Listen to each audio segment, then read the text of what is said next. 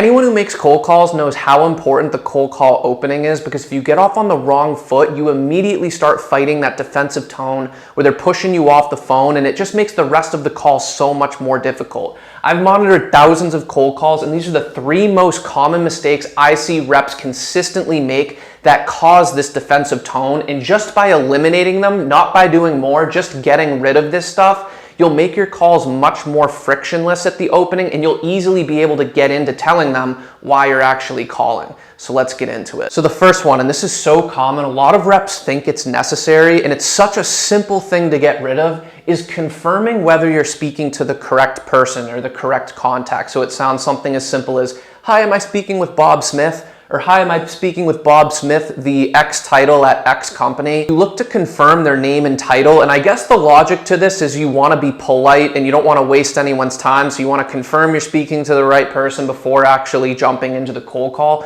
But what this ends up doing is causing defensiveness. Think about if you were to receive a call. If it was me, someone calls me, a number I don't have, it wasn't a call I was expecting, I'm in the middle of my busy workday, I answer, and they're like, "Hi, am I speaking with Connor Murray?" I don't know about you, but my instinct is to get defensive, and I think that's the case for a lot of people, is to be wary of strangers, because you've now told me you don't know who I am, I wasn't expecting this call, the questions start swirling in my head. I mean, normally when I get calls from people that don't know me, it's like some insurance bill that I'm late on. It's the company calling me to tell me I have 30 days to pay. Or it's like my college bookstore calling me about a book I didn't return 5 years ago and now it's gone to collections. Like, it's usually neutral at best, if not a bad thing, when a stranger calls you.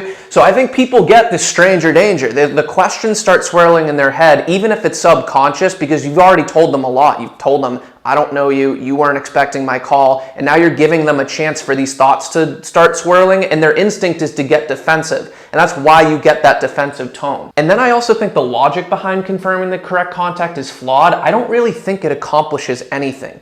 If you were to just go into your cold call script without confirming their name or their title, and it wasn't the right person, like it either wasn't the right name or you were calling a different contact, it said they were like in finance and they're really in HR, you're gonna learn 10 to 15 seconds into the call very quickly. Like, they're gonna stop you and be like, "Wait, who do you think you're calling? I'm not Bob, my name's John. Like, who are you calling right now?" Like, you're gonna learn very quickly. So I think you should just assume you have the right person and let them tell you otherwise. I just don't think the risk reward is there. The risk is that you cause a defensiveness, you cause stranger danger, you get that defensive tone, which I think is a really big risk. That happens most of the time.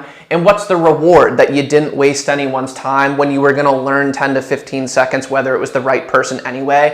I think the cons very much outweigh the pros, and this might just seem like such a small thing, but I promise you, I've had people eliminate this, and it just causes their cold call openings to be frictionless. So even though it's just a small thing, if you're doing this and you deal with defensive tones, try eliminating it, and I promise you, you're gonna feel a lot less friction, and you're gonna be able to actually get into telling them why you're calling a lot quicker and easier. The next one, and this is a big one, this is gonna tick off a lot of sales gurus that you see on the internet, is asking for permission at the opening. This is so commonly taught, the permission-based openers. There's dozens of different variations, and they're taught like they're the only way you should be opening cold calls. Like, there's proven statistics and data that prove that this is the most effective opener. I don't know about the statistics and data. All I know is I've been in software sales for 6 years. I still say, "How are you?" to this day. I've coached hundreds of reps, told them to say, "How are you?" and it works for them. I'm not disputing the effectiveness if it's done correctly. I just think a lot of people, especially new SDRs,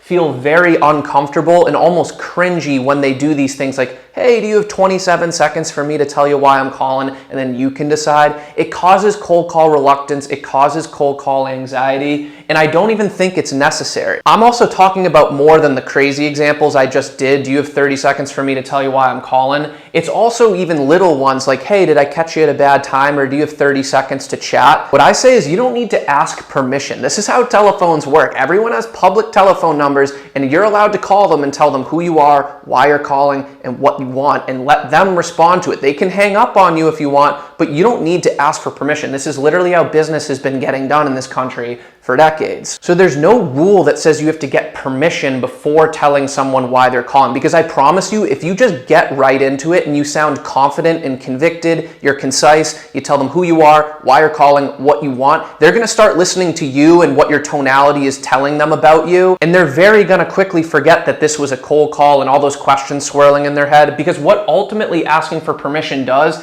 is it creates variance. If you're a follower of my channel, you know that I like to be concise. I like my cold call openings. The purpose of them is to get into step 2 and very quickly answer who you are, why you're calling, what you want. When you ask permission, hey, did I catch you at a bad time? Do you have 30 seconds to chat? Is now a good time?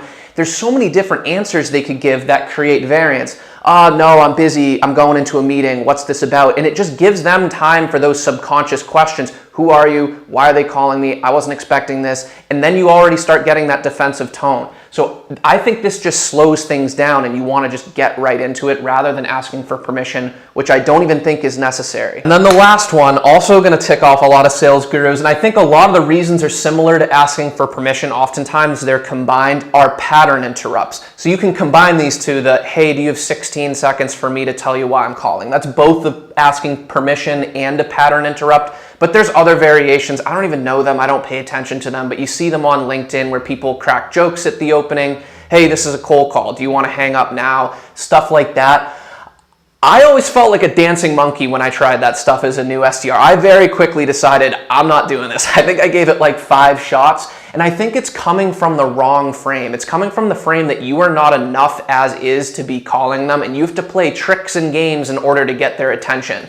The people who teach this stuff, they sound smart because they have these psychological reasons. Oh, well, if you catch them by surprise, it's a pattern interrupt and all this stuff. I don't even know what they say anymore. But in the end, I think you're doing a bunch of mental gymnastics, when in reality, I think you should just be calling confidently because you're prepared, you've rehearsed your script many times, you understand your value proposition, you understand the persona you're calling, and you tell them who you are, why you're calling, what you want by taking control of the call. Confident people, which is what you want to come across as to the prospect, don't feel the need to be a dancing monkey and play tricks and games in order to get their attention. I hope this comes as a sigh of relief that you don't need to follow the sales gurus and try all the different pattern interrupts. Again, it causes cold call anxiety and it causes variance. Like, who knows what they're going to respond to your pattern interrupt? Like that could go a million different directions, and I don't like that. I don't like the variance. The other thing is, I don't even think the pattern interrupts work anymore. I don't think they're pattern interrupts because every salesperson uses them now. It's all you see on LinkedIn. It's all you see taught on YouTube.